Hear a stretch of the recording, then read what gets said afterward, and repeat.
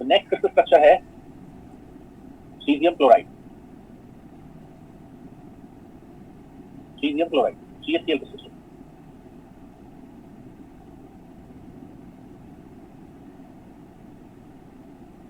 Okay, तो caesium chloride crystal structure look similar to BCC, it look similar to BCC। तो इसका जो unit cell होता है वो इस तरह का होता है कि 8 एटम्स कॉर्नर पर बिलोंग करते हैं एंड 1 एटम बॉडी सेंटर पर बिलोंग करता है। पर ध्यान दीजिए, it is different from BCC। क्यों? क्योंकि BCC में जो सारे एटम्स होंगे कॉर्नर वाले एंड बॉडी सेंटर वाला, सबके सब सेम टाइप के होंगे, ठीक है। तो it is looking like BCC but not BCC, ठीक है। तो अगर यहां पर caesium atom body centre position occupy करता है, ओके, तो chlorine atom corner position occupy करता है, या वाइस वर्सा भी हो सकता है, ओके। तो ये इसका स्ट्रक्चर है, ठीक है। तो इसका जो लैटिस है वो कौन सा है? क्योंकि देखने में तो क्यूबिक लग रहा है, ओके, इसका मतलब इसका जो यूनिट सेल है या क्रिस्टल स्ट्रक्चर है वो तो क्यूबिक है, बट कौन सा क्यूबिक है, ठीक है। तो देखते हैं। तो you need to remember this that CaCl crystal has simple cubic lattice. इसका लैटिस कौन है? इसका लैटिस है simple cubic lattice with 2 atoms basis, ठीक है, विद 2 एटम्स बेसिस, यानी कि हर एक लैटिस पॉइंट पर कितने एटम्स बिलोंग करेंगे? 2। एक किस टाइप का? एक CS टाइप का, एक Cl टाइप का, यानी कि उसकी बेसिस में कितने मॉलिक्यूल होंगे? एक CaCl मॉलिक्यूल होगा। या तो आप कहेंगे there are 2 atoms in the basis, 1 CS 1 Cl, okay, या कहेंगे आप 1 CaCl मॉलिक्यूल, क्योंकि CaCl क्या है? CaCl is a molecular structure, जैसे NaCl ZnS है, वैसे क्या है? CaCl is a molecular crystal structure। ये molecular crystal structure है। इसमें हम कह रहे हैं if Cl occupies 0 0 0 position, okay, then CS occupies 1/2 1/2 1/2। मतलब ये जो है ये बॉडी सेंटर पोजीशन जो है, अगर कॉर्नर को हम 0 0 0 कहते हैं तो ये बॉडी सेंटर के कोऑर्डिनेट क्या होंगे? बॉडी सेंटर के कोऑर्डिनेट होंगे 1/2 1/2 1/2, ओके। तो ये जो दो एटम हैं उनकी लोकेशन क्या है यूनिट सेल में? जो बेसिस के दोनों एटम्स हैं उनकी लोकेशन क्या है? 0 0 0 एंड 1/2 1/2 1/2, ओके, ऐसे, ठीक है। तो it is looking similar to BCC but not BCC, okay. इसका लैटिस कौन सा लैटिस है? Simple cubic lattice. ये बात ध्यान रखिएगा, CaCl का जो लैटिस होता है सिंपल क्यूबिक लैटिस होता है, ओके। ये अब हम बात करेंगे अदर पैरामीटर्स की, ठीक है। सबसे पहले क्या आता है? Very first what we have number of atoms in the unit cell, ठीक है। तो जैसे मैंने बताया यूनिट सेल में इफेक्टिवली क्या दिख रहा है आपको? यू कैन सी दैट जो Cl है यहाँ पर उसका कंट्रीब्यूशन कितना होगा? अगर मैं यहाँ पर निकालता हूँ नंबर ऑफ मॉलिक्यूल्स एटम्स और molecule in unit cell, number of atoms और मॉलिक्यूल्स इन यूनिट सेल, तो होगा 1/8 into 8 from the corner plus 1 into 1 from the centre. तो यहाँ पर क्या हो जाएगा? अगर CS कहाँ बिलोंग कर रहा है? CS बिलोंग कर रहा है बॉडी सेंटर पर, तो ये CS, और Cl बिलोंग कर रहा है कहाँ पर? कॉर्नर पर, तो ये यहाँ पर। तो कितना हो गया? It will become 1 CS 1 Cl, आप कह सकते हैं 1 CaCl मॉलिक्यूल। तो अगर आपसे पूछा जाए कि इसकी प्रिमिटिव सेल में कितने मॉलिक्यूल्स हैं? प्रिमिटिव सेल में, इसकी प्रिमिटिव सेल में एक मॉलिक्यूल होगा, क्योंकि इसका लैटिस क्या है? Simple cubic lattice. Simple cubic lattice के पास कितने लैटिस पॉइंट होते हैं? 8। There is 1 lattice point with simple cubic lattice, ठीक है, इनटू उस पर कितना बेसिस है? बेसिस मतलब एक मॉलिक्यूल है। तो प्रिमिटिव सेल में जितने एटम्स होते हैं उतने एटम बेसिस में होते हैं, ओके। तो हमारा एक CaCl मॉलिक्यूल आ गया। बाकी नंबर ऑफ नियरेस्ट नेबर आप देख सकते हैं, जो BCC में थे वही है। तो ये जो CS वाला एटम है किससे घिरा होगा? How many Cl atoms are, ठीक है, encircling this CS? 8। 4 from the above, ये देख सकते हैं आप यहाँ पर, 4 from the above 4 from the below. तो नियरेस्ट नेबर यानी कोऑर्डिनेशन नंबर 8 होगा। First nearest neighbour distance, first nearest neighbour distance BCC जैसी होगी, ठीक है। इसकी first nearest neighbour distance BCC जैसी होगी, ओके। तो BCC में आप जानते हैं यहाँ से यहाँ तक की डिस्टेंस कितनी होती है? ये डिस्टेंस होती है बॉडी डायगोनल का आधा। ये डिस्टेंस होती है √3 a/2, ओके। बट यहाँ पर जो एटम्स हैं BCC में हम क्या लिखते थे? In case of BCC we write down R + R = दिस। बट यहाँ पर क्या है? दोनों एटम्स डिसिमिलर टाइप के हैं, तो RCS + RCl होगा। नियरेस्ट नेबर डिस्टेंस को हम कैसे रिप्रेजेंट करेंगे, RCS plus RCL equals to √3a/2. Okay, ये हो गया. तो ये हो गया सीजन क्लोराइड. आगे क्या है, जो बीसीसी का है सारा स्ट्रक्चर बाकी सब वही आएगा. ओके, जहां जहां पर चेंज आएगा वो बताऊंगा. Number of nearest neighbours 6, distance of second nearest neighbours 8, ठीक है. Third nearest neighbour 12 and distance is √2a. ये तो सब बीसीसी जैसे हैं, जिसमें जैसे बीसीसी में आए थे वैसे ही. आगे वॉल्यूम ऑफ यूनिट सेल, कितनी साइड का क्यूब है ये, it is a cube of side a. Volume of the unit cell is a cube. Volume of primitive unit cell, इसका लैटिस कौन सा लैटिस है, इसका जो लैटिस मैंने बताया आपको simple cubic lattice. Lattice is simple cubic. Simple cubic lattice के पास कितना लैटिस पॉइंट होता है, it lattice is simple cubic lattice. Simple cubic lattice has one lattice point. तो कितना हो गया, volume of primitive unit cell and volume of unit cell both are same.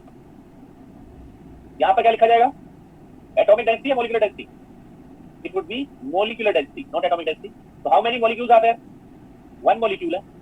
कितने वॉल्यूम में, ए क्यूब में. कितना हो गया, 1/a cube. One molecule in how much volume, A cube. So 1/a cube. Next atomic packing fraction वो निकालते हैं. ठीक है, एटॉमिक पैकिंग फ्रैक्शन कितना होगा वो देखते हैं. तो एपीएफ कैसे निकलता है 3D स्ट्रक्चर का, volume of atoms in the unit cell divide by volume of the unit cell. APF निकाल लेते हैं यहां पे. Atomic packing fraction, how many atoms are there, one atom किस टाइप का है, CS टाइप का है, प्लस वन एटम किस टाइप का है, Cl टाइप का है, divided by a cube. Divided by a cube. So a and r का रिलेशन क्या है, RCS plus RCl equal to √3a/2. √3a/2. So change it please. तो कितना हो गया, 4π/3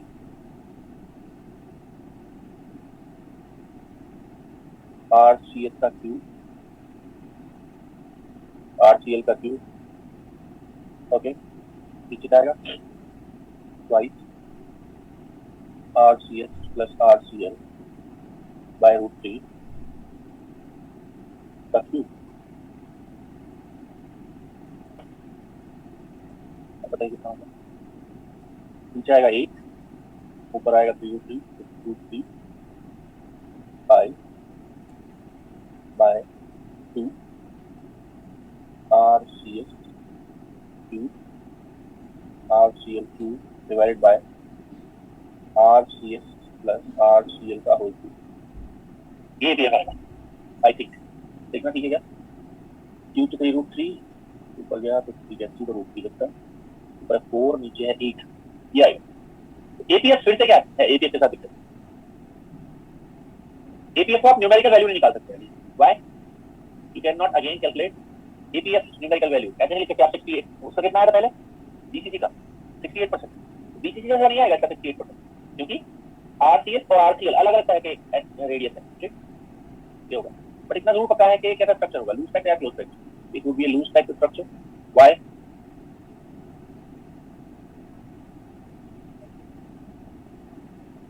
it is a loose packed structure. Why, क्योंकि conjugation number है उसकी हेल्प से हम देख सकते हैं 8 है. ठीक है, तो it would be a loose packed structure. APS से पता नहीं लग पा रहा है. एग्जांपल, इसके एग्जांपल कौन कौन है, एग्जांपल है CHCl खुद है.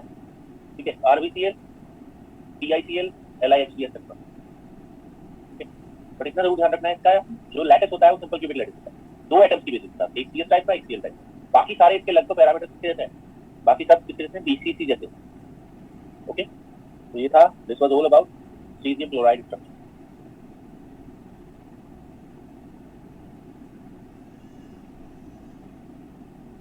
ओके, ये है next structure is graphene structure.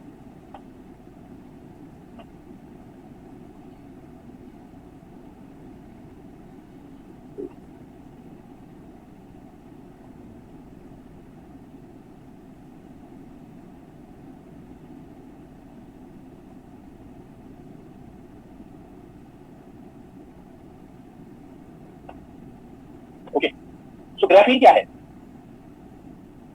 Graphene is a 2D structure. पहली बात, अब तक जितने भी स्ट्रक्चर्स आपने पढ़े वो सब के सब क्या थे? 3D।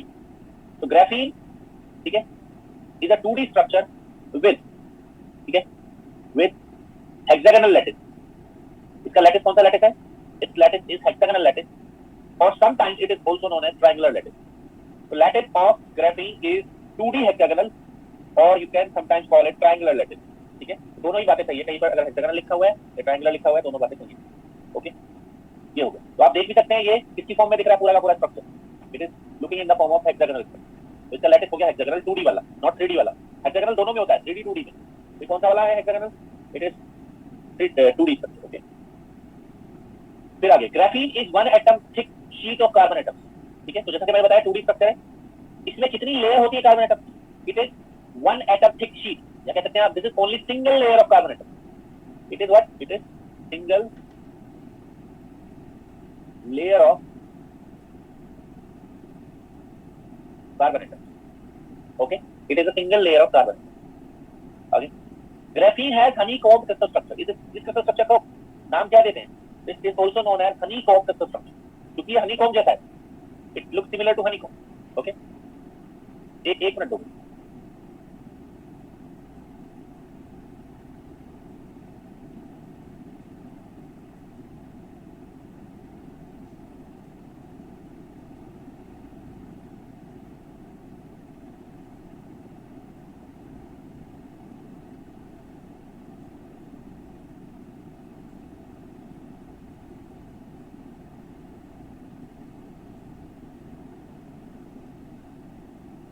हाँ जी, so what I was saying कि ये एक हनीकॉम्ब जैसा स्ट्रक्चर बनाता है। इसको कहते हैं graphene contain honeycomb crystal structure. आगे, number of atoms in the basis. इसका जो लैटिस है वो कैसा है?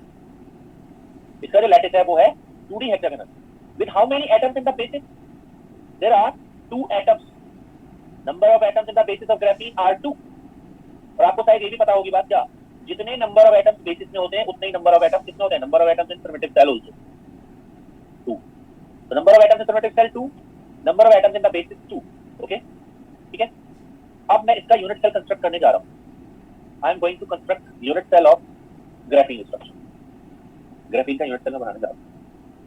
ओके, कैसे देखते हैं? तो ये जो हेक्सागन देख रहे हैं आप, क्या ये एक यूनिट सेल है? ये जो हेक्सागन देख रहे हैं आप, ये यूनिट सेल नहीं है। This is not a unit cell. ये यूनिट सेल नहीं है। जो मैंने ब्लैक किया ये वाला पोर्शन, ये जो हेक्सागन आप देख रहे हैं, this is not a unit cell. ठीक है, क्यों यूनिट सेल नहीं है? क्योंकि इसमें आप दो तरह के कलर के एटम्स देख रहे होंगे। ये सब कौन से एटम्स हैं? All these are carbon atoms. ये भी कार्बन एटम है, ये भी कार्बन एटम। सबके सब कौन से एटम्स हैं? Carbon atoms. ये भी कार्बन एटम और ये भी कार्बन एटम। मतलब दोनों एटम्स सेम तरह के हैं, बट उनका कलर अलग शो किया गया है। क्यों? वो इसलिए क्योंकि अगर आप देखेंगे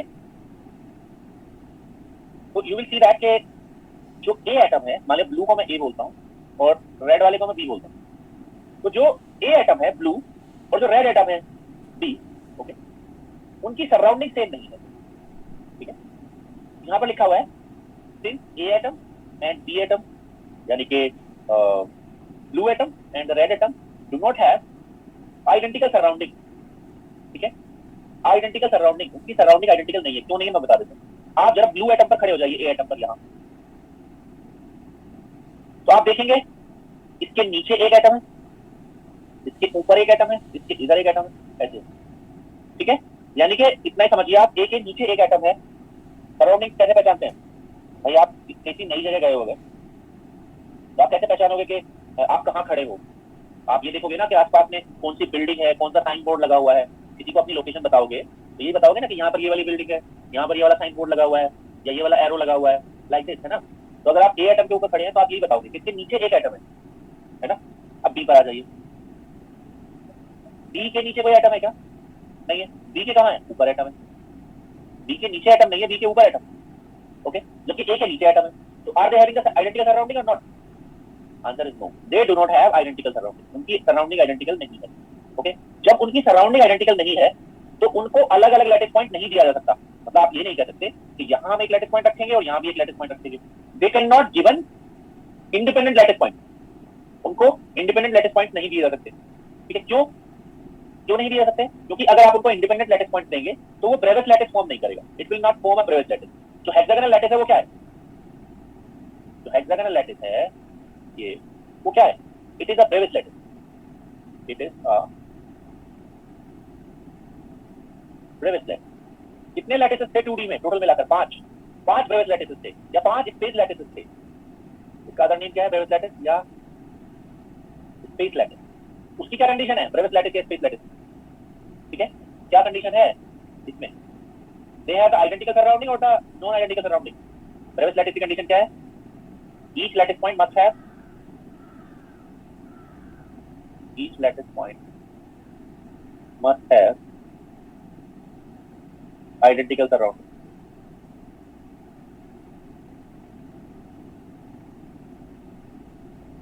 ये किसकी डेफिनेशन है? Bravais lattice. ठीक है, तो अब आप समझ सकते हैं कि ए और बी को अलग अलग लैटिस पॉइंट नहीं दिया जा सकता, उनको एक ही लैटिस पॉइंट से जोड़ना पड़ेगा।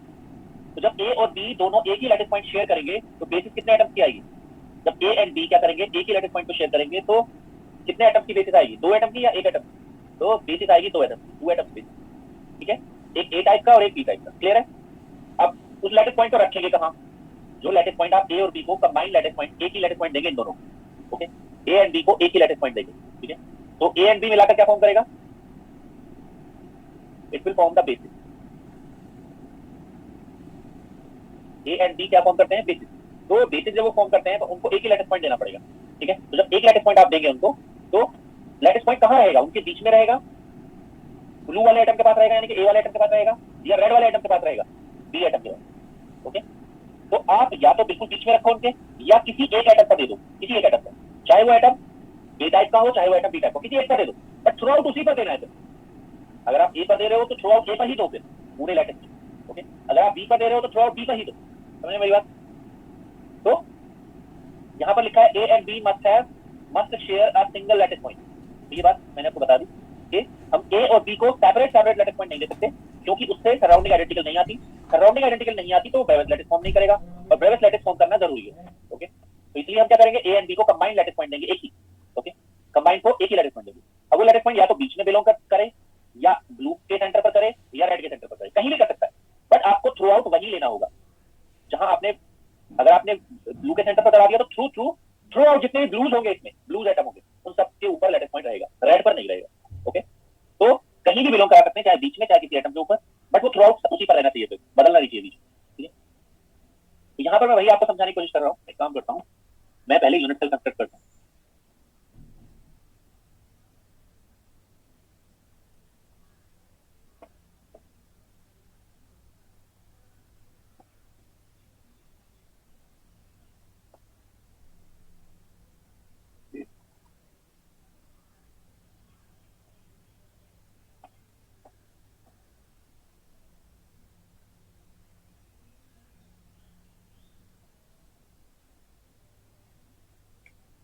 ये हो गया हमारा ग्रेफिन। अब मैं इसमें यूनिट सेल कंस्ट्रक्ट करता हूँ, किस बात को मानते हुए कि लैटिस पॉइंट कहाँ बिलोंग कर रहे हैं। मैंने कहा ये वाला जो एटम है ब्लू वाला, उसको मैंने ए टाइप का बोला है, रेड वाले को बी टाइप का बोला है, ब्लू वाला ए टाइप होगा, रेड वाला बी टाइप होगा, ब्लू वाला ए टाइप होगा, रेड वाला बी टाइप होगा। ठीक, अब लैटिस पॉइंट कहाँ बिलोंग कराने? किसी पर, किसी एक के सेंटर पर करा दो। मैं मानकर चल रहा हूँ कि लैटिस पॉइंट ए के सेंटर पर है, ए के सेंटर पर है। ये जो ब्लैक डॉट आप देख रहे हैं ये लैटिस पॉइंट को दिखा रहा है।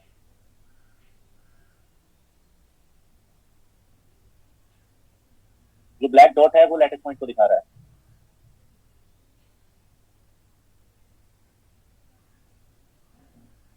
रेड पर नहीं दिखाएंगे। ओके, अब आपको क्या करना है, लैटिस पॉइंट्स को कनेक्ट करके, लैटिस पॉइंट्स को कनेक्ट करके एक यूनिट सेल कंस्ट्रक्ट करनी है हेक्सागोनल टाइप। ओके, ये ए भी मैं बाद में लिख दूंगा, पहले आप हेक्सागन बनाओ, ए भी बाद में लिख देंगे। हमें एक यूनिट सेल कंस्ट्रक्ट करनी है, किस किस को कनेक्ट करके? हेक्सागोनल टाइप की। We need to connect these black dot, यानी कि ब्लू ब्लू एटम्स को कनेक्ट करना है।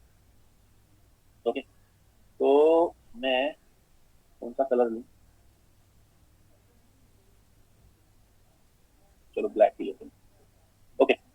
मैंने इसका जो नियरेस्ट लैटिस पॉइंट, इसका जो नियरेस्ट ब्लू एटम था उसको कनेक्ट किया, इसके नियरेस्ट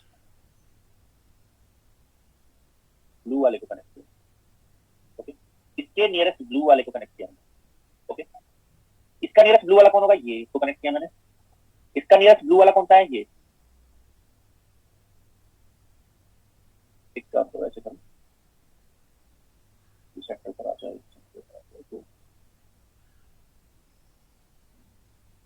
चलो नहीं आ रहा, कोई बात नहीं। आप नियरेस्ट ब्लू को कनेक्ट करो,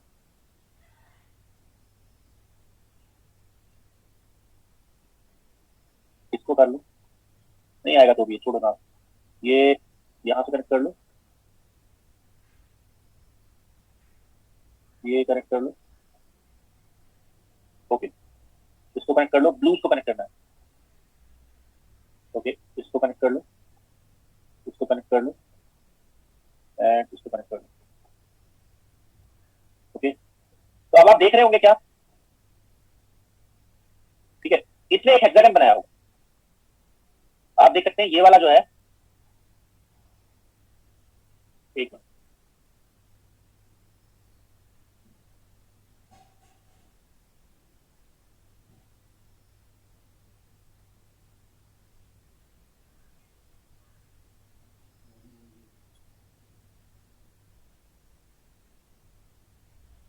जिसको मैंने शेडेड बनाया है वो एक हेक्सागन है, ओके। ये कैसे कैसे बनाया, how it has been made, ये कैसे बनाया आपने, नियरेस्ट ब्लूज को कनेक्ट करके बनाया, नियरेस्ट ब्लूज को कनेक्ट करके मैंने एक ये बनाया, तो उसमें जो है ये किस टाइप का है, ये ए टाइप का है, ये ए टाइप का है, ये ए टाइप का है, this is A type, this is A type, और एक सेंटर पर भी ए टाइप, ओके। और ये कौन है, red, it is B type, it is B type, it is B type, okay. तो ये जो देख रहे हैं आप यहाँ पर, जो शेडेड पोर्शन है ये एक्ट करेगा यूनिट सेल, ये जो शेडेड पोर्शन है ना, ये it is unit cell of graphene. Graphene का यूनिट सेल ये छोटा वाला हेक्सागन नहीं होता है, ये वाला हेक्सागन जो है ना, ये हेक्सागन यूनिट सेल नहीं है, मैं पहले ही बता दूं, this is not a unit cell, this is not a unit cell, this is not, ठीक है। जो बड़ा वाला हेक्सागन आप देख रहे हैं जो मैंने बनाया वो है यूनिट सेल, छोटा वाला हेक्सागन यूनिट सेल नहीं है, ओके।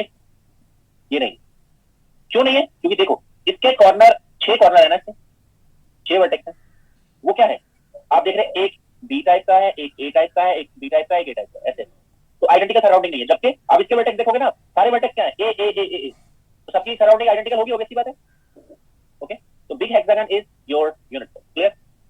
अब तो आप जानते हैं क्या कि जो यूनिट सेल की साइड होती है उसको क्या कहते हैं, side of the unit cell is known as lattice constant. तो ए से ए के बीच का डिस्टेंस या बी से बी के बीच का डिस्टेंस क्या है, लैटिस कांस्टेंट, ठीक है। ए से ए के बीच का डिस्टेंस क्या है, डिस्टेंस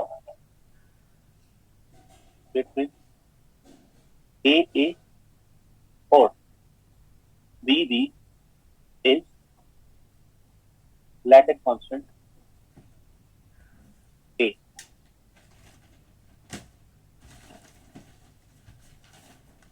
ओके। ये एक हेक्सागन है, दिखने में छोटा बड़ा लग रहा होगा, हो सकता है ये मतलब छोटी बड़ी होगी वो साइड, ओके।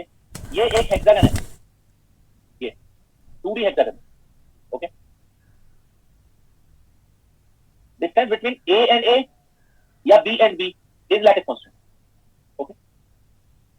आगे distance between A B, A और बी के बीच का distance is nearest neighbour distance, is nearest neighbour distance, इसको क्या लिखते हैं, ए डैश। ए के बीच का डिस्टेंस क्या है, लैटिस कांस्टेंट, बी के बीच का डिस्टेंस क्या है, लैटिस कांस्टेंट, और distance between the A and B is what, is A dash. मतलब मैं किसको ए डैश कह रहा हूं, I am calling this as a dash, okay. ये क्योंकि क्या है, ए है और ये क्या है, बी। तो distance between A and B is A dash, distance between A and A ठीक है, distance between this is A, distance between red and red is also A. Okay, इतना समझ लीजिए। ओके, अब यहां पर हम पैरामीटर्स कैलकुलेट करते हुए जाएंगे। Okay, number of atoms in the unit cell कितने होंगे? नंबर ऑफ एटम्स काउंट करिए। जो कॉर्नर वाला बी है, how much that will contribute? Corner वाला कितना कंट्रीब्यूट करेगा 2D के लिए?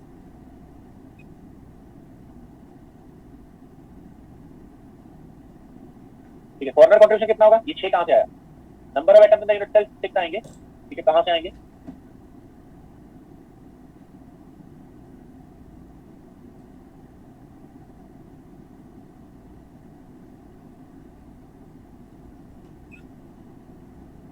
मुझे कुछ नेक्स्ट पेज पर ले जाओ, ठीक है।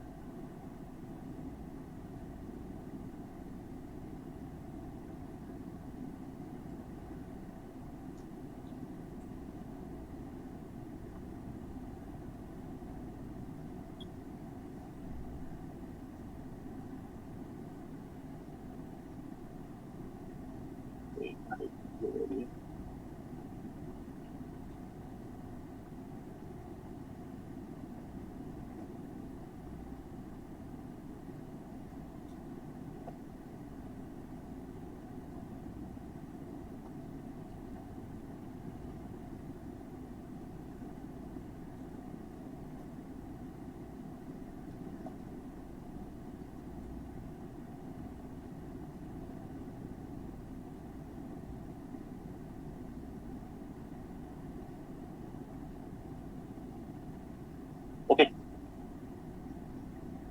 तो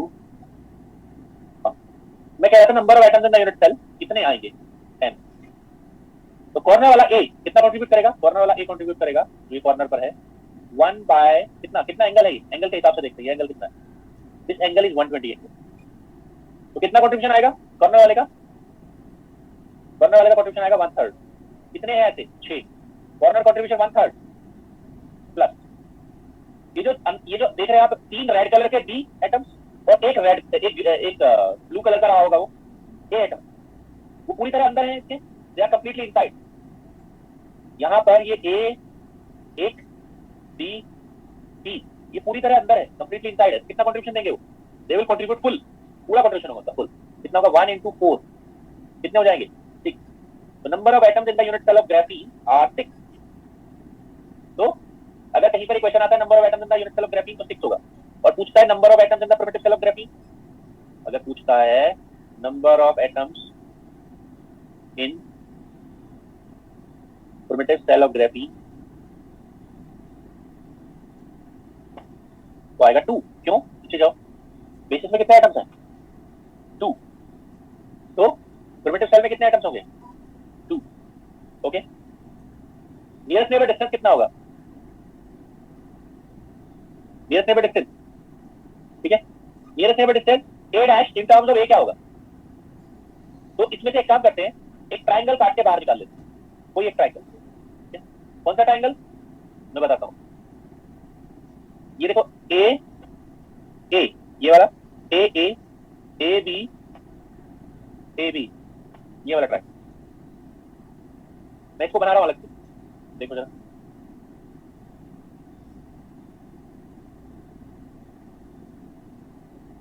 ओके,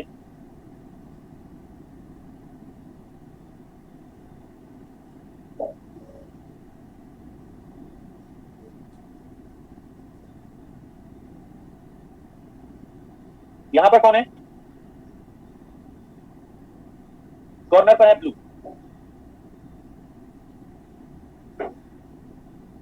ये है blue, and this one is red. एक ऐसा ट्रायंगल मैंने लिया। ओके, तो distance between red and blue is a dash, distance between red and blue is a dash, distance between blue and blue is a, ये lattice constant है। तो nearest neighbour distance a dash, ये तो 2r के बराबर होगा ना, क्योंकि दो एटम टच कर रहे होंगे आपस में। a dash means 2r, A dash means 2r, but हमें 2r का वैल्यू या ए डैश का वैल्यू किसी का उसमें निकालना है, ए की. What is this angle? This angle is 120 degree. Okay, 120 degree. तो ए डैश कितना होगा बताइए? अगर ये 120 है तो ये कितना होगा? 30. ओके, तो कैन आई राइट, जरा समझना मेरी बात, can I right A dash cos 30 equals to a by 2? Can I write a dash cos 30 equals to a by 2? कैसे आए? a dash का कौन सा कंपोनेंट इस तरफ जाएगा, कौन से ट्राइंगल में? राइट एंगल ट्राइंगल अगर मैं बना दूं इसका, राइट एंगल ट्राइंगल कैसे बनेगा? एक लाइन अगर ऐसे खींची जाए तो ये हिस्सा कितना होगा, ये वाला a by 2 होगा ना. तो कितना, कितने बराबर होगा a dash cos 30? तो इतना मैथमेटिक्स सबको आता होगा. तो कितना आ गया यहाँ से? cos 30 कितना होता है? √3/2. तो a डैश यानी कि 2r किसके बराबर है? लैटिस कांस्टेंट की टर्म्स में a by √3. तो नियरेस्ट नेबर डिस्टेंस कितना है? a by √3. But please note that a क्या है यहाँ? Lattice constant. और a डैश क्या है? Nearest neighbour distance. Okay,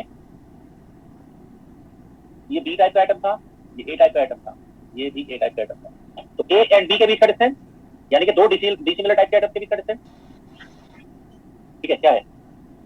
A B के बीच का डिस्टेंस ए डैश है, ए के बीच का डिस्टेंस क्या है? ए है. ठीक है, I hope this is clarified. इतना हो गया. उसके बाद है क्या आता है हमारा factor? Number of second nearest neighbours. तो इसमें देखते हैं सेकंड नियरेस्ट नेबर कौन है. एक काम करते हैं, इसको लेते हैं रेफरेंस. ओके, तो इसको रेफरेंस ले रहे हैं, तो इसके नियरेस्ट नेबर कौन है?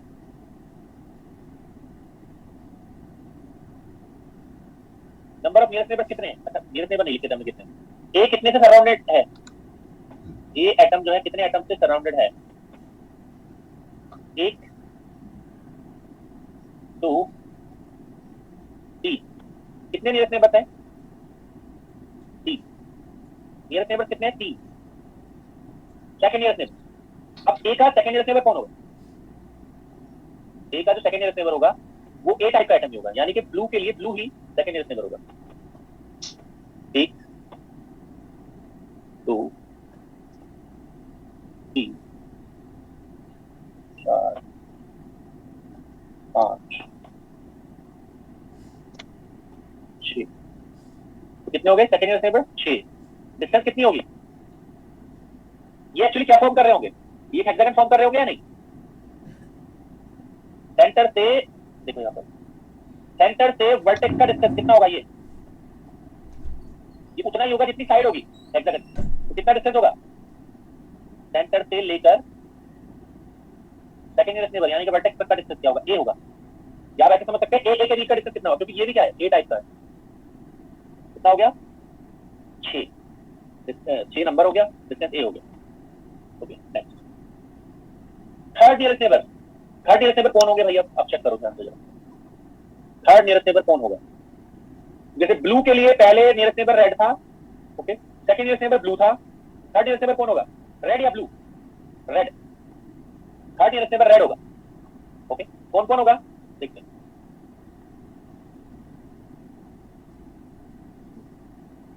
आई थिंक ये वाला दिख रहा है मुझे, एक, और ये दिख रहा है मुझे, और ये दिख रहा है. ओके, तो कितने हो गए? 3 ही हुए ना. डिस्टेंस कितना होगा? डिस्टेंस अगर लैटिस कांस्टेंट की टर्म्स में निकालोगे तो होगा 2a by √3. ओके, तो यहाँ पर ब्लैक कलर की जो लाइन है वो शो कर रही है किसको? नियरेस्ट नेबर्स को 3, second nearest neighbour 6, yellow colour line, and फिर रेड कलर लाइन 3. ओके, ये हो गया हमारा ग्राफिक. उसके nearest neighbour, second nearest neighbour, third nearest neighbour, like this. Okay, ये है. एक मिनट भाई, अनम्यूट कर देते हो आप. ओके, अब आगे क्या होता था? आगे पैरामीटर क्या है? Area of the unit cell. तो निकालेंगे एरिया. इसको हटा देते हैं.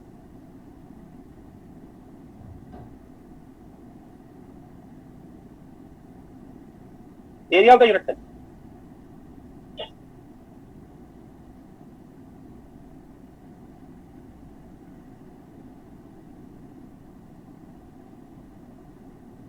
इसमें एरिया तो निकाल रहे हो क्योंकि ये एक 2D स्ट्रक्चर है, ये एरिया निकाल रहे हैं, वरना तो वॉल्यूम निकालते हैं। ये यूनिट सेल, ये जो आप देख रहे हैं यहाँ पर, ये एक यूनिट सेल है। ये इसका एरिया कितना होगा? इसका जो एरिया होगा वो 6 इक्विलैटरल ट्रायंगल्स के बराबर होगा। आप इस यूनिट सेल को 6 इक्विलैटरल ट्रायंगल्स में तोड़ सकते हो, ठीक है?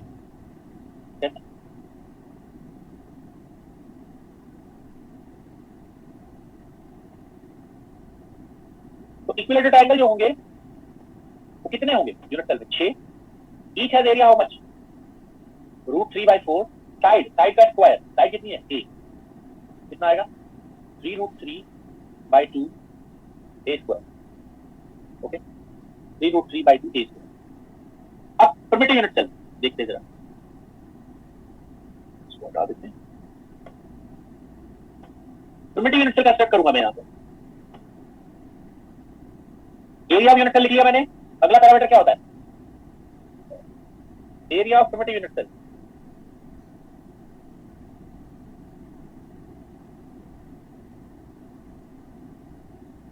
ठीक है, तो देखो पहले मैं यूनिट सेल कंस्ट्रक्ट करता हूं। मैंने आपसे क्या कहा था?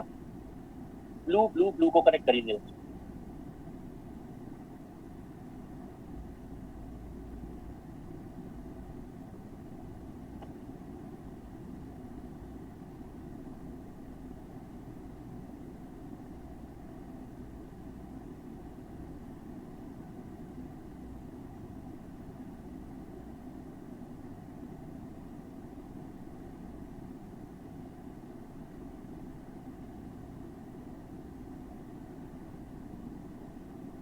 ओके,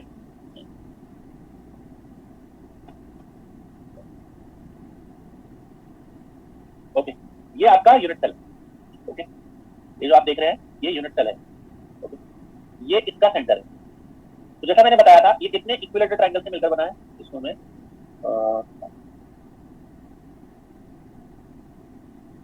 शेड कर देता हूं। ये तो यूनिट सेल होगी, ग्राफीन का यूनिट सेल।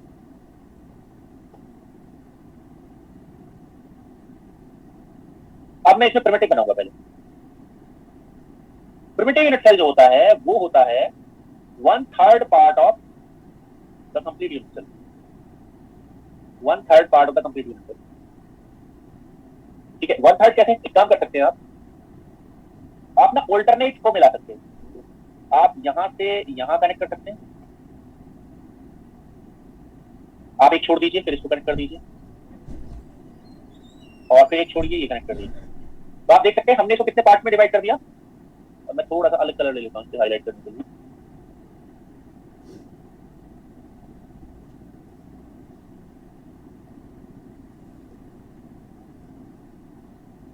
तो आप ये वाला जो कलर देख रहे हैं आप, ये दिखा रहा है किसको? Primitive unit cell of graphene. Okay, ये एक प्रिमिटिव यूनिट सेल को दिखा रहा है। It is the primitive unit cell. ये प्रिमिटिव यूनिट सेल है।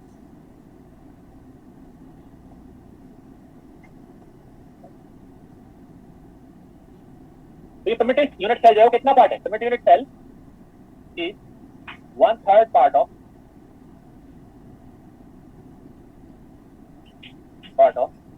Conventional graphene unit cell. Conventional graphene unit cell, जो ग्राफीन यूनिट सेल है उसका 1/3 पार्ट है। तो इसका एरिया कितना होगा? जो पूरा एरिया है उसका कितना पार्ट होगा कंप्लीट एरिया का? Complete area is 3√3/2 a square. ठीक है, okay, complete area is 3√3/2 a square. तो इसका 1/3 पार्ट होगा। 1/3 मतलब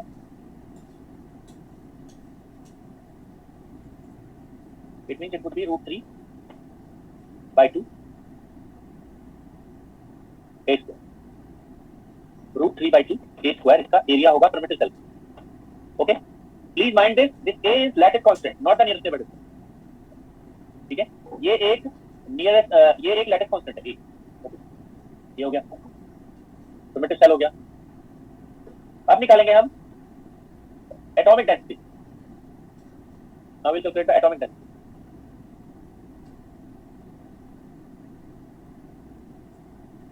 एटॉमिक डेंसिटी क्या होती है? एटॉमिक डेंसिटी होती है यहां पर number of atoms,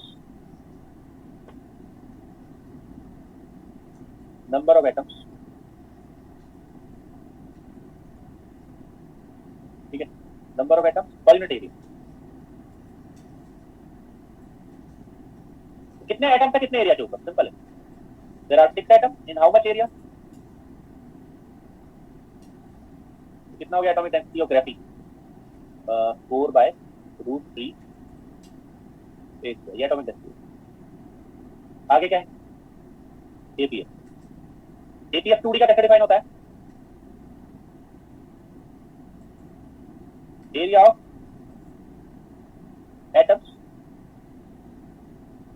atoms, on the sheet divided by area of atoms in the unit cell divided by area of unit. How many atoms are there in how much area? There are 6 atoms, each has area. एक atom कैसे count होगा यहाँ पर? Graphene sheet के ऊपर atom कैसे count होगा? Atom would be a disk,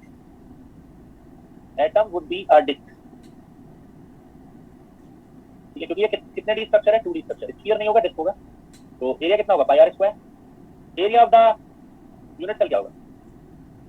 3√3/2a²।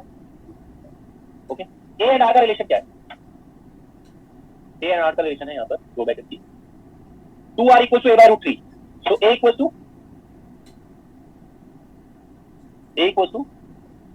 2√3r।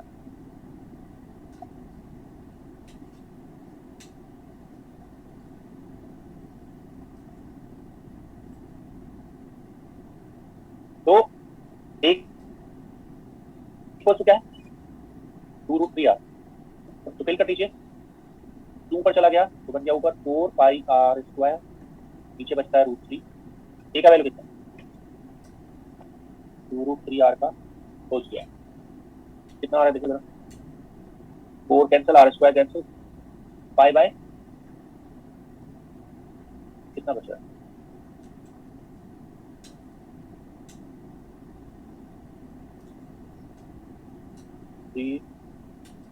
ऊपर 2 ऊपर चला गया, ठीक लगा रहा हूँ ना? एक को क्या है?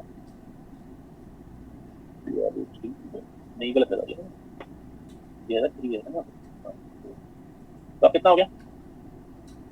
π/3√3 शायद हुआ। APF is π/3√3।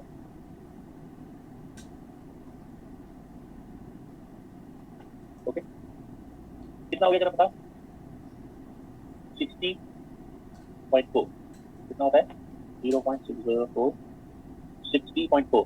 तो APF of graphene is 60.4 and it is a closed packed structure or loose packed structure?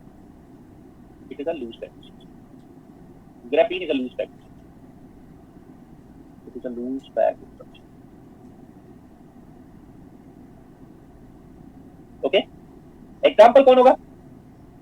Example खुद ग्राफीन ही होगा, वो खुद ही एग्जाम्पल है बस, और कोई नहीं होता इसका example. Graphene itself is an example. Okay, तो एग्जाम्पल कौन है? Only graphene, only graphene. तो ये सब था किसके बारे में? This was all about graphene structure. Graphene okay.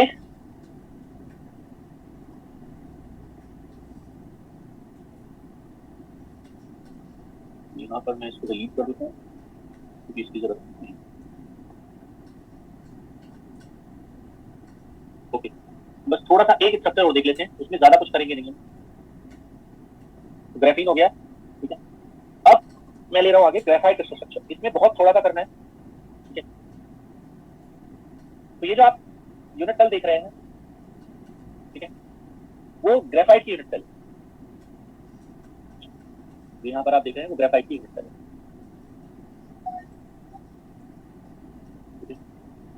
सो इसमें नंबर ऑफ एटम्स कितने होंगे? ठीक है, नंबर ऑफ एटम्स कितने होंगे इसमें वो देखते हैं।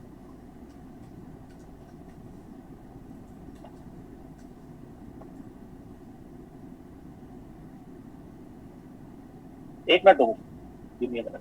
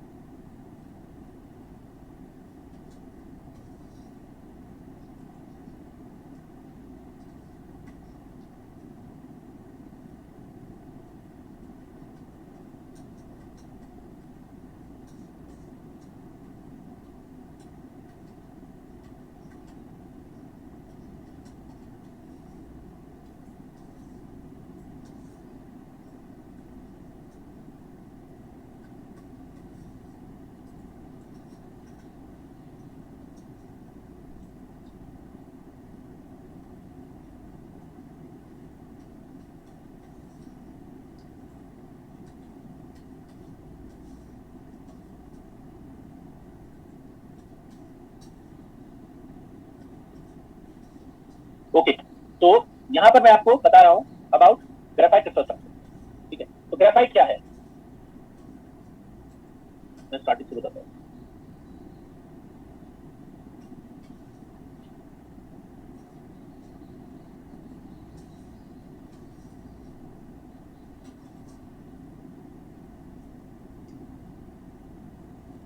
It is an additional structure, graphite crystal structure. तो ठीक है, तो graphite is an extension of, ठीक है पहले बात सुनो, what I am saying is जो ग्रेफाइट है, ठीक है, वो कैसे बना है? ठीक है, तो graphite graphite is a layered structure. Graphite is a layered structure. Graphite एक लेयर्ड स्ट्रक्चर है। ठीक है, कैसे बना है? Graphite is a layered structure.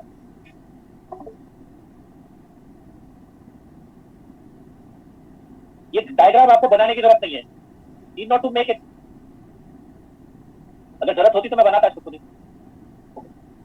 Graphite is a layered structure, जिसकी बात मैं कह रहा हूं उस पर नहीं, you need not to make it. Graphite is a layered structure. It is made from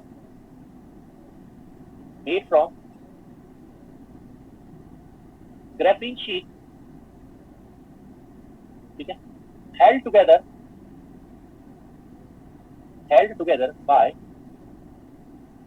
van der Waals force, held together by van der Waals force। ध्यान दीजिए, ये जो आप देख रहे हैं ऊपर, ये क्या है? यहां जो आप देख रहे हैं ये एक ग्राफीन शीट है, यानी कि जो ग्रेफाइट है वो किसका एक्सटेंशन है? वो ग्राफीन का ही एक्सटेंशन है। ये एक ग्राफीन शीट है, ये भी एक ग्राफीन शीट है, ये भी एक ग्राफीन शीट।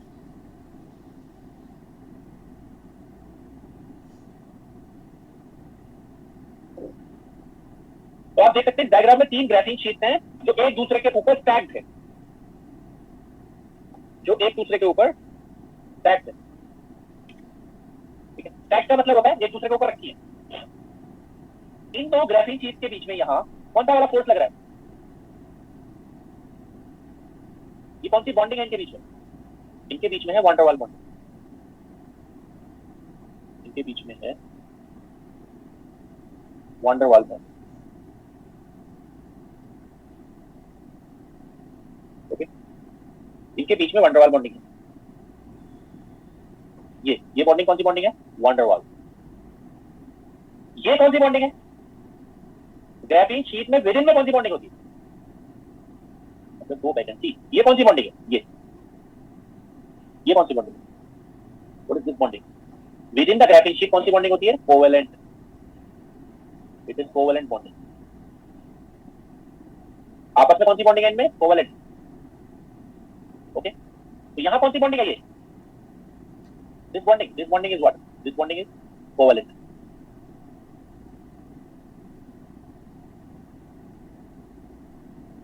ओके, और एक लेयर के एटम की दूसरे लेयर के एटम के साथ कौन सी बॉन्डिंग है? Van der Waals. तो इंटरलेयर बॉन्डिंग, इंटरलेयर एक से दूसरे में कौन सी बॉन्डिंग? Van der Waals. और intralayer within the layer कौन सी बॉन्डिंग? कोवेलेंट। इसलिए क्या होता है? ठीक है, इसलिए होता क्या है कि जब भी ये बॉन्डिंग बनती है तो इस वाली बॉन्डिंग में ना तो शेयरिंग होती है, ना ट्रांसफर होता है एटम्स का, इलेक्ट्रॉन्स का, ना तो शेयरिंग होती है इलेक्ट्रॉन्स की, ना ट्रांसफर होता है। इसलिए बॉन्डिंग कैसी बॉन्डिंग है? वीक है या स्ट्रॉन्ग है? It is very weak bonding. तो ग्रेफाइट में ये ग्राफीन लेयर एक दूसरे के ऊपर फिसलती रहती है। ग्रेफाइट में ये लेयर एक दूसरे के ऊपर फिसलती रहती है, ठीक है, जिसकी वजह से ग्रेफाइट क्या है? एक ग्रीसी टाइप का स्ट्रक्चर बनाता है। ओके, ठीक है। अब आपको याद क्या करना है इसमें?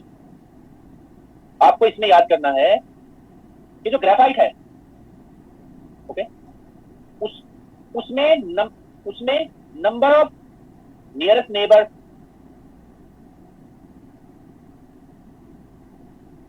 यानी कि कोऑर्डिनेशन नंबर कितना होता है ये आपको याद रखना है। कोऑर्डिनेशन नंबर कितना होता है, नंबर ऑफ नियरेस्ट नेबर कितने होते हैं, याद रखते हैं। कितने होंगे बताइए? ग्राफीन जितने ही होंगे या उससे ज्यादा होंगे? मैंने कहा कि इनमें आपस में वैन डर वाल्स बॉन्डिंग है। एक लेयर से दूसरी लेयर के बीच में कौन सी बॉन्डिंग है? Van der Waals. Van der Waals bonding कोई एक्चुअल बॉन्डिंग नहीं होती। उसमें जो एटम्स है वो एक दूसरे को टच नहीं करते, कॉन्टेक्ट में नहीं आते। कॉन्टेक्ट में नहीं आते, जब टच नहीं करते तो कोऑर्डिनेशन में काउंट नहीं होगा। कितना कोऑर्डिनेशन नंबर आएगा? इसका कोऑर्डिनेशन नंबर 3 ही होता है, जितना कितना होता है ग्राफीन में होता है।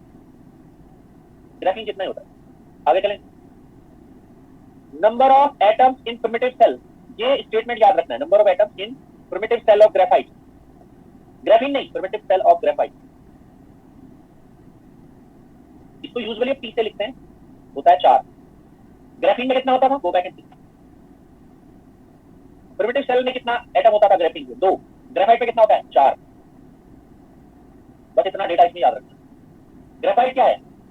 एक लेयर्ड स्ट्रक्चर है जिसमें ग्राफीन शीट, ठीक है, आपस में किन फोर्सेस से हेल्ड टुगेदर होती है? They are held together by van der Waals force, ठीक है ना? They are held together by van der Waals force.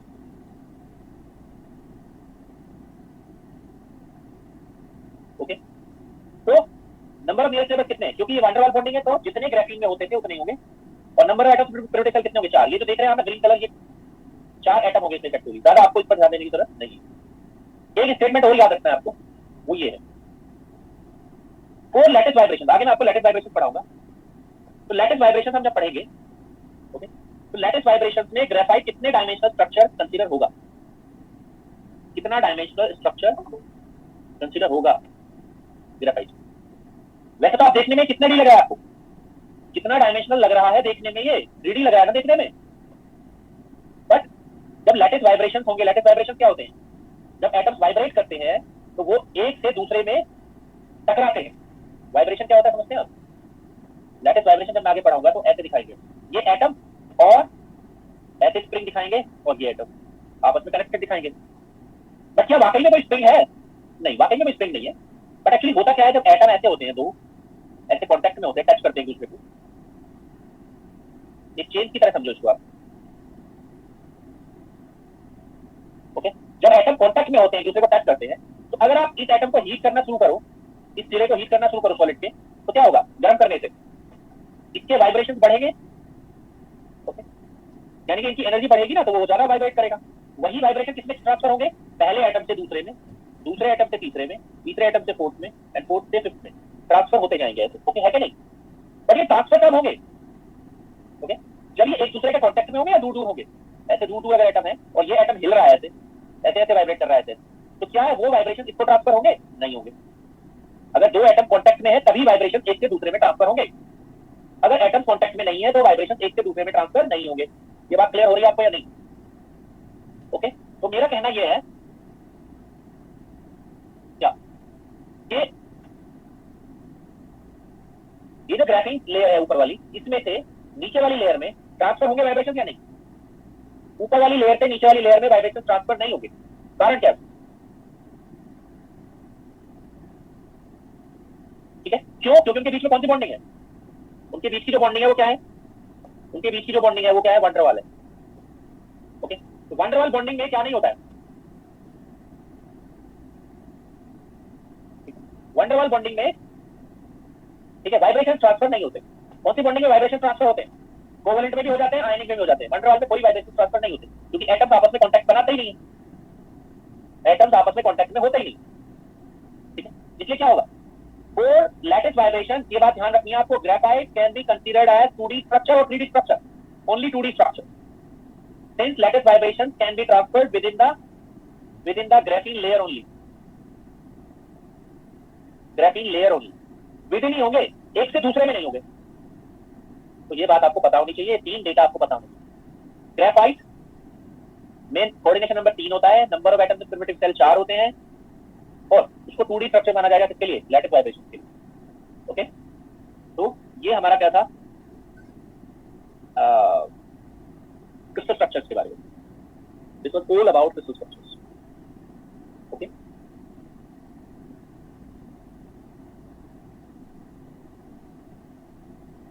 ठीक है,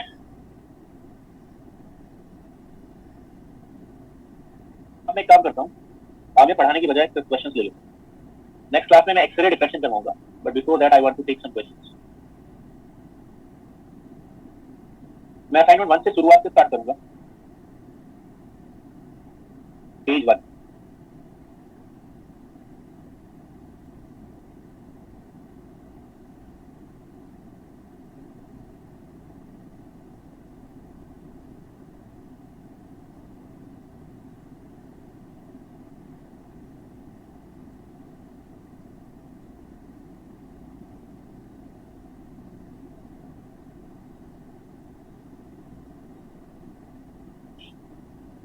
page 1, first 3 questions.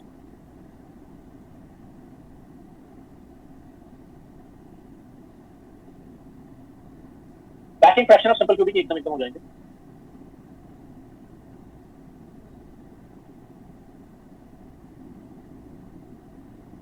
Packing fraction of simple cubic कितना होगा? 0.52। Given that r is the radius of atoms, तो BCC के r का और a का रिलेशन लिखना है, बोलिए।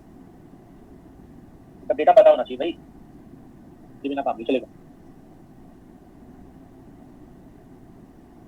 4r/√3, ठीक है। सेकंड ईयर में डिस्टेंस जाती थी, सेकंड ईयर से डिस्टेंस में आती थी, सही। सेकंड ईयर से डिस्टेंस में आती थी ए,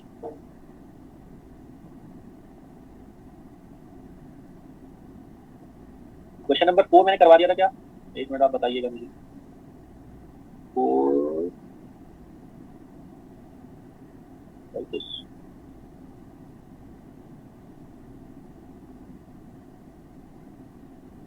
मुझे याद आ रहा है मैंने करवा दिया शायद। इतना ही करवाया कि मैंने 4th नंबर।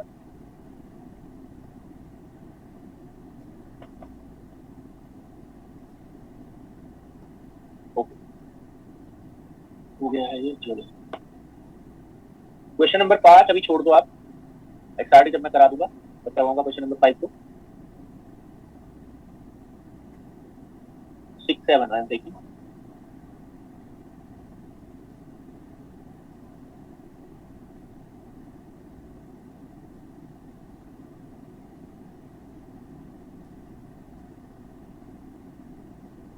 बताइए।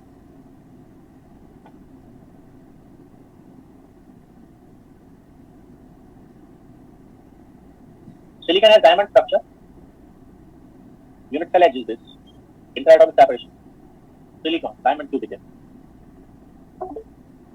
for DC.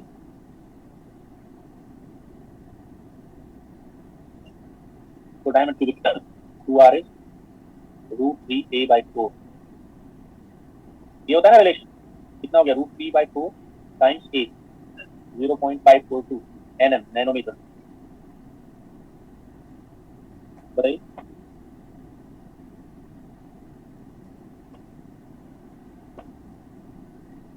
कितना हो? 0.234 nm। इंटरएटॉमिक सेपरेशन, इंटरएटॉमिक सेपरेशन का मतलब समझते हैं ना आप?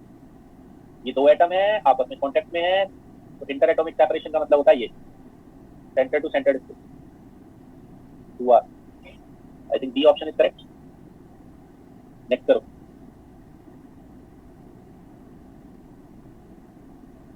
बरोबर।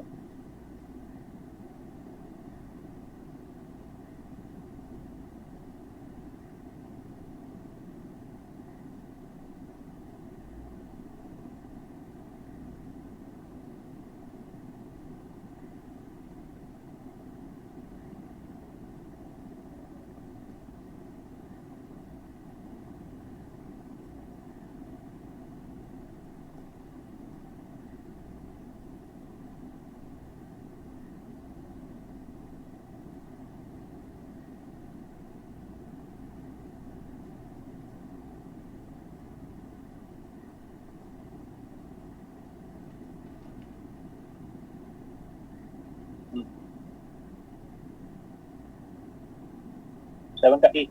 Total number of Cl minus ion in the unit cell of NaCl 4। क्योंकि NaCl में क्या होते हैं? 4 Na प्लस प्लस क्या होते हैं? 4 Cl माइनस। ये डेटा होता है।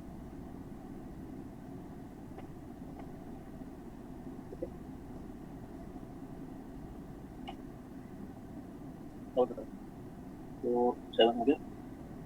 आगे चलते 8 अभी नहीं कर पाओगे आप। 9, 10, 11 में ले आता हूँ। पेज 1 पर ये सारे।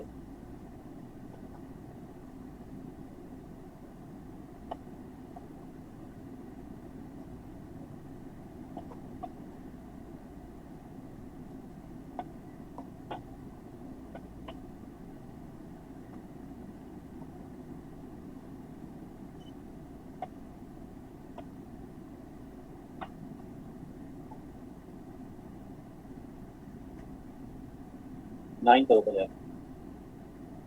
9 मिलर इंडाइसिस निकाल लें। क्यूबिक लैटिस है तो कौन सा फॉर्मूला लगा सकते हो आप? A/OA intercept.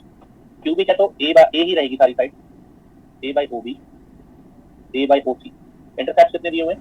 OA is A, OB is A/2 and OC is 2A/2।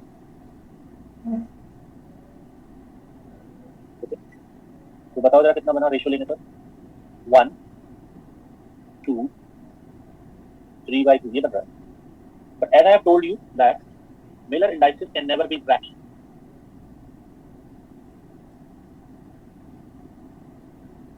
They can never be fraction. Fraction को रिमूव करो। फ्रैक्शन रिमूव करोगे तो कितने मल्टीप्लाई करोगे? 2 से। तो 2, 4, 6, 2, 4, 3। ये बनेगा 2438 10 नंबर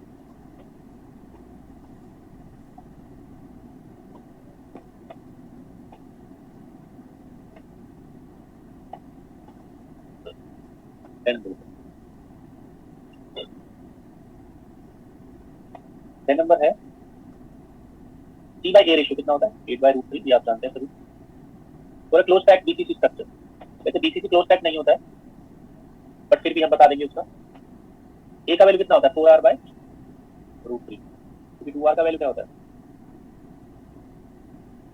ये होगा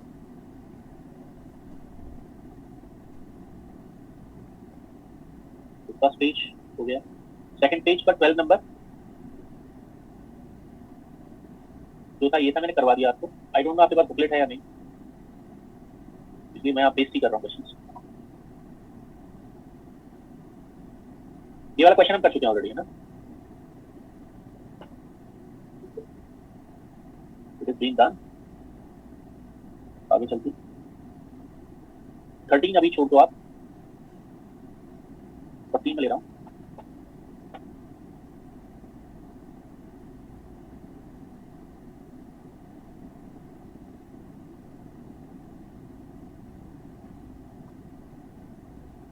फोर्टीन 15 छोड़ देते हैं 16 में करवा चुका हूं आपको 16 17 आई डोंट नो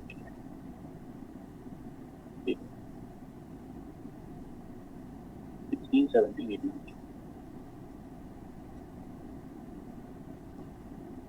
चेक कर लो आप एक बार पहले लिया डन हो नो देखते हैं तो which is the loose pack structure tell me कौन सा स्ट्रक्चर लूज पैक है एफसीसी क्लोज पैक है एफसीसी क्लोज पैक है लूज पैक कौन है बीसीसी कितने स्ट्रक्चर्स क्लोज पैक होते हैं दो ही स्ट्रक्चर्स क्लोज पैक होते हैं कौन कौन एचसीसी एंड एफसीसी ओके ये आगे ये वाला हम कर चुके हैं I think already been done है ना बताइए 17 भी हो गया शायद पहले 18 भी हो गया शायद पहले चेक इट प्लीज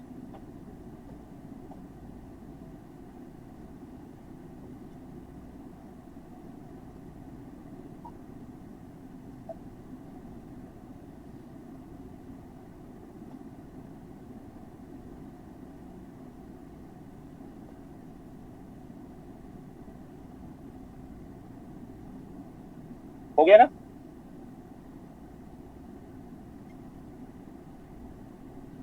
ओके ये भी हो गया था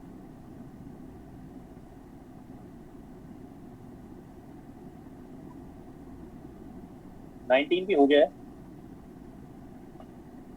20 अभी नहीं करवा रहा हूँ क्योंकि मिसिंग का 21 22 छोड़ दो 23 कर 23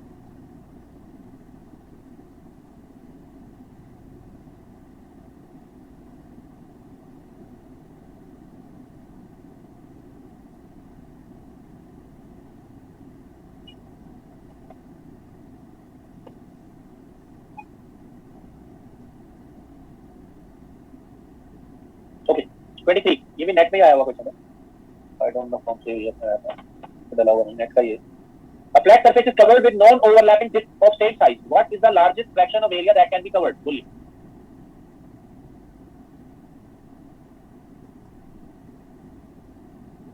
ये किसकी बात कर रहा है नॉन ओवरलैपिंग डिस्क ये बात कर रहा है पता है किसकी एक बार बताओ डिस्क जो होता है एटम 2D में कैसे काम करता है एटम इन 2D किसके बराबर होता है डिस्क की तरह एक्ट करता है या नहीं So what was the APF, maximum APF? Maximum APF, atomic packing fraction of 2D was, बोलिए क्या था 5/2√3 था 90.6% था किस में मिलता है ये भी याद रखना है भाई किस में मिलता है ये मैक्सिमम APF ऑफ 2D किस कौन से प्लेन में मिलता है मैं बता देता हूँ आपको कहाँ पर मिलता है ये मिलता है 111 प्लेन ऑफ एफसीसी में ओके साथ ही साथ कहाँ मिलता है 001 या 0.0001 प्लेन ऑफ इसका एचसीसी का। ये पैकिंग फ्रैक्शन आपको एफसीसी और एफसीपी नहीं मिलेगा क्योंकि वही क्लोज पैक्ड स्ट्रक्चर है, तो उनके प्लेन भी क्लोज पैक्ड होते हैं। कौन से प्लेन क्लोज पैक्ड होते हैं? मिलर एंड डाइचेस क्या होते हैं उनके? ये होते हैं जो मैं लिख रहा हूं। ओके, दोनों याद रखते हैं। कौन सा क्या हो गया? ये हो गया 24 में लिखा हुआ है metal suffered structural phase transition from FCC to simple cubic. FCC से सिंपल क्यूबिक में बदल जाता है। Okay, it is observed that this phase transition does not involve any change of volume. तो देखिए मैं क्या कह रहा हूं, what I am saying is FCC से किसमें बदल गया है वो? सिंपल क्यूबिक में। तो क्या चीज सेम रहेगी बिफोर एंड आफ्टर? ठीक है, तो बिफोर एंड आफ्टर जो है ना, वो ना तो एटम की रेडियस सेम रहती है, ओके, ना ही उसका साइज सेम रहता है। क्या चीज सेम रहती है बिफोर एंड आफ्टर? जब भी स्ट्रक्चरल फेज ट्रांजिशन होगा तो आप एटॉमिक डेंसिटी को सेम रखेंगे। एटॉमिक डेंसिटी रिमेन्स सेम, ठीक है, in both the phases. Atomic density remains same in both the phases. ये बात ध्यान रखेंगे आप। जब भी स्ट्रक्चरल फेज ट्रांजिशन होगा तो एटॉमिक डेंसिटी को कांस्टेंट कर देंगे। एटॉमिक डेंसिटी क्या होती है एफसीसी के लिए? 4 FCC. Can you tell me what is atomic density? Rho N किसका? एफसीसी का क्या होता है? 4/a क्यूब होता है। जानते होंगे आप सब, 4 एटम होते हैं, है ना? कितने वॉल्यूम में? a क्यूब में। अब इसमें ध्यान देने वाली बात यह है, a जो है ना, a वो दोनों फेजेस में सेम नहीं होगा। लैटिस कांस्टेंट जो है ना वो बदल जाएगा, तो इसलिए हम इसको क्या लिख रहे हैं? AFC। उन्होंने शायद बताया भी है ये बात, उन्होंने इंटरलैटिस स्पेसिंग को बताया DFC DSC। तो मैं इसको a को क्या लिख रहा हूं? Lattice constant AFC। Where AFC क्या है? लैटिस कांस्टेंट सेम नहीं रहता है। a कभी a ले लो, कैंसिल कर दो, नहीं ऐसा नहीं है भाई। Lattice constant of FCC phase. अब आइए किस पर? और सिंपल क्यूबिक। सिंपल क्यूबिक की एटॉमिक डेंसिटी क्या होगी? 1 atom a cube. Okay, AFC क्या है? Lattice constant of simple cubic phase.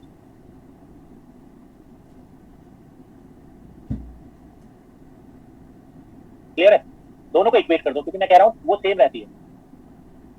Equate कर, rho N FCC equals to rho N simple cubic implies that 4/AFC cube equals to 1/AFC cube implies that इससे किसका ratio पूछा है आपसे?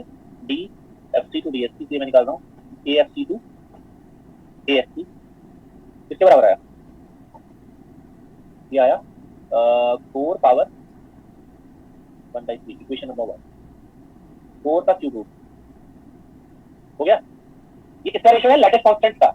यानी कि एफसीसी से जब सिंपल क्यूबिक फेज में जाएगा, ओके, तो लैटिस कांस्टेंट बढ़ेगा घटेगा? है ना? आगे चलते नाउ किसकी बात कर रहा है? डीएफसी क्या है? डीएफसी है नियरेस्ट नेबर डिस्टेंस। लिख रहा है nearest neighbour distance DFC, nearest neighbour distance DFC.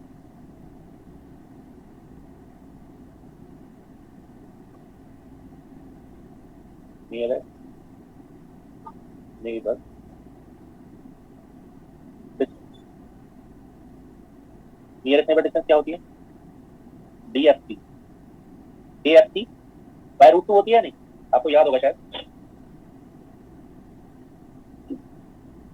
वैसे क्या होती है nearest neighbour distance of simple cubic? क्या होती है? एएफसी होती है 3। तो किससे कितना रेशो पूछा है? नियरेस्ट नेबर डिस्टेंस याद है कुछ?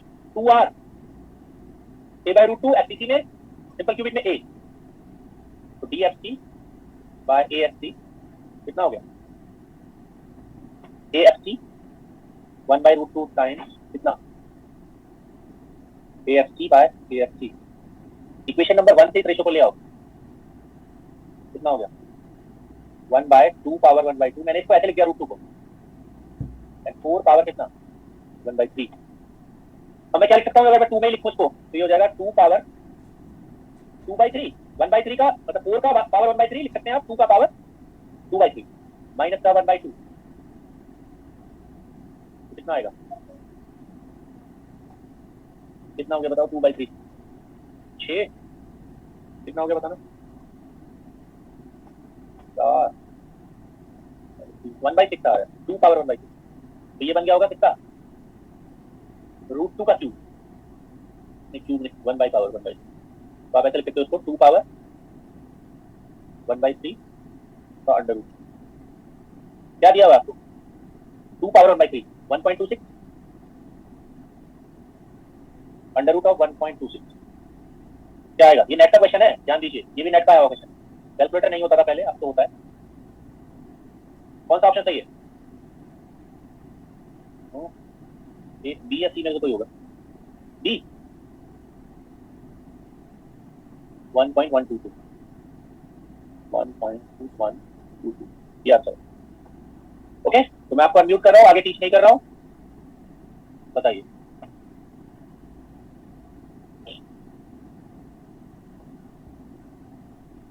स्लाइड 1 2 2 यहाँ कंप्लीट हो, 2 3 4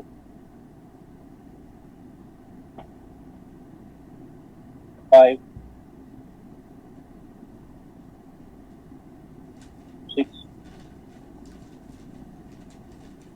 6 अब कंप्लीट हुई, 7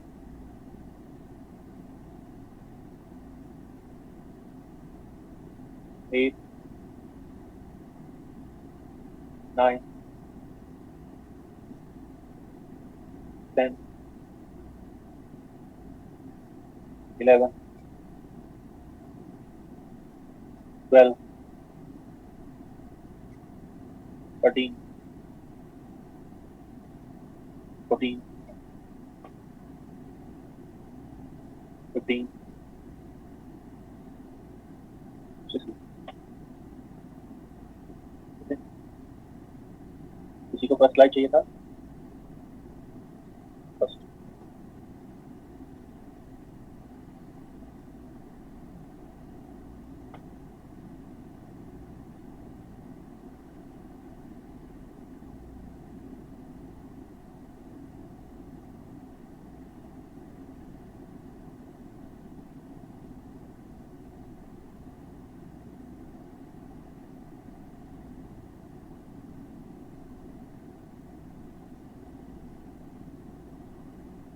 ओके, बोलो बताइए।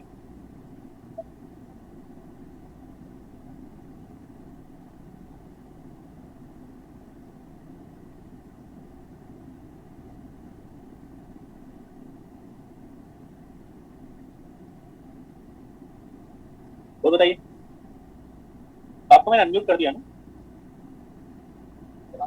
कर दिया,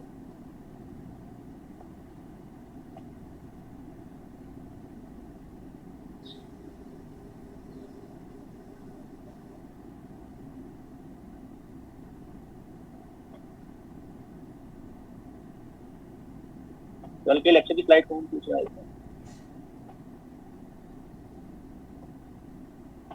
आज में किसी का कोई डाउट है, नो सर, कल के लेक्चर की स्लाइड पूछा था, इसलिए मैं दूसरा शेयर कर रहा हूँ।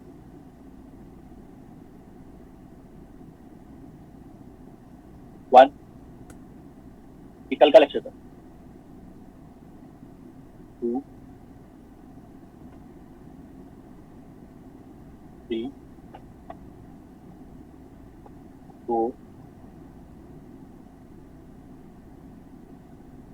4 अब कंप्लीट हुआ, अब कंप्लीट हुआ, 4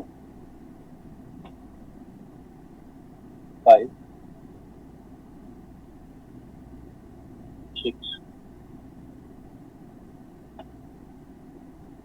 7 6 6 6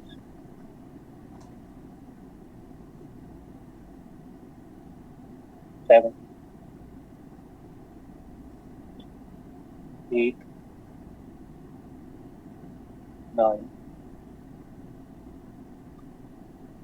10 10 कंप्लीट होगा 10